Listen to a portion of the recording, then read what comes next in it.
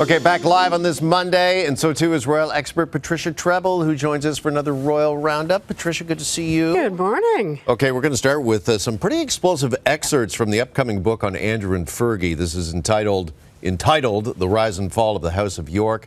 It is just making all kinds of headlines. What more can you tell us? Yeah, so author Andrew Lowney, he's a very good historian, and he's been digging for 4 years into their lives.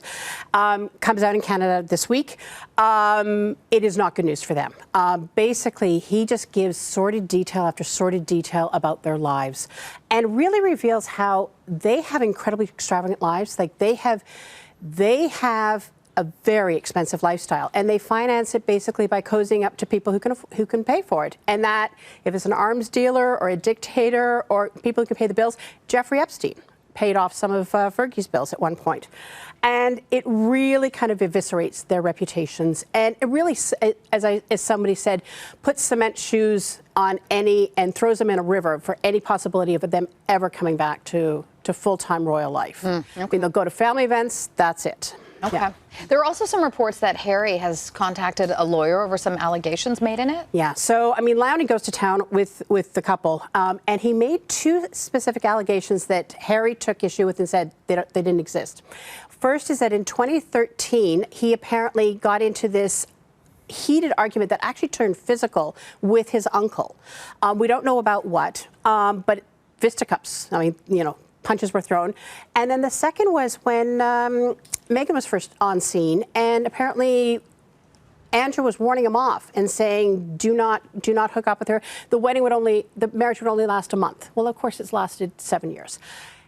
And Harry has sent off a lawyer's letter, not to Lowney and his publisher, interestingly, but to the tabloid that excerpted his old nemesis, the Daily Mail. So might see more of this. All right, the book is out again when? It's out, I think, this Thursday in Canada, but you can get it online. All right. Meantime, staying with Harry, he is also speaking out about parting ways from his longtime charity. What is he saying about that? Yeah. So remember in the spring we were talking about Sentabali. So this is the charity that he co-founded 20 years ago to help youth in Southern Africa.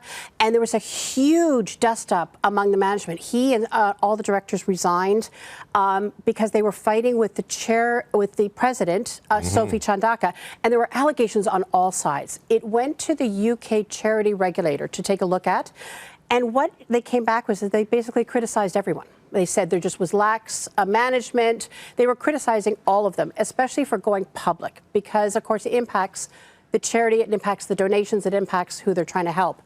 Most importantly, they let Sophie Chandaka stay in charge, and Harry was devastated by this. He thought he would regain control of it, and he is actually now talking about setting up a rival charity. So we are going to be hearing more about this, but not good news for Harry. Okay. All right. Good news for Meghan. Very good news. She had a birthday celebration in Beverly Hills, her 44th birthday. Also released a new vintage, another rosé. Exactly. So in July, we had the 2023 vintage, and now in August, we had 2024. So Napa Valley Rosé. It went on sale. So we knew demand was strong because the other one sold out right away. And sure enough, we got a few statistics out of them, because remember, we don't know how many are sold. So in the first 10 minutes, they sold 10,000 bottles. Really? And this is $30 American a pop, 3-bottle minimum. So you're putting out some serious change for this. Now, we know that there's been demand, but was it as much as they thought? I don't know. They increased their inventory dramatically. 6 days later, I just checked this morning, it is still for sale. So very strong demand, but maybe not as much as they thought. All right, and this is the first time we've seen some figures, right? Exactly. Real sales figures. The only time we've ever seen anything. I really want to know, I mean, are we ever going to find out, like, how many bottles that finally sold? I don't know. All right, and there could be some more family awkwardness on the horizon because we had a big announcement. Princess Anne's son announced his engagement, and speculation, as you can imagine, has already begun as to whether or not William and Harry will both attend. Exactly. So, I mean, Peter Phillips and his fiancée, yeah, okay. What about Harry and William? I mean, that's immediately what everyone talked about. They are very close to their cousin. They're really close. I expect that they'll be invited to the wedding. This would be the first time that they have been in a place with cameras together since their dad's coronation in 2023. And I'm actually wondering if it might actually be a nice, soft family point to be a template for future interactions, royal interactions for Harry. Look, nobody's going to put a foot wrong because Peter's mum, Princess Anne, she's not going to put up with any nonsense from her nephews, whom she adores, but do not spoil her son's day. Mm-hmm. Yeah. All right. Yeah. You don't want to mess with Anne. No. No. No. Oh, by the way, happy birthday, Anne. 75 later this week. 75 on Friday. Yeah. Is she watching? Probably. Probably. Hi, Anne. Or Princess Anne. Sorry. She's sailing. She's sailing in Scotland. There you go. Counting lighthouses as one does. Thank you, Patricia. Welcome.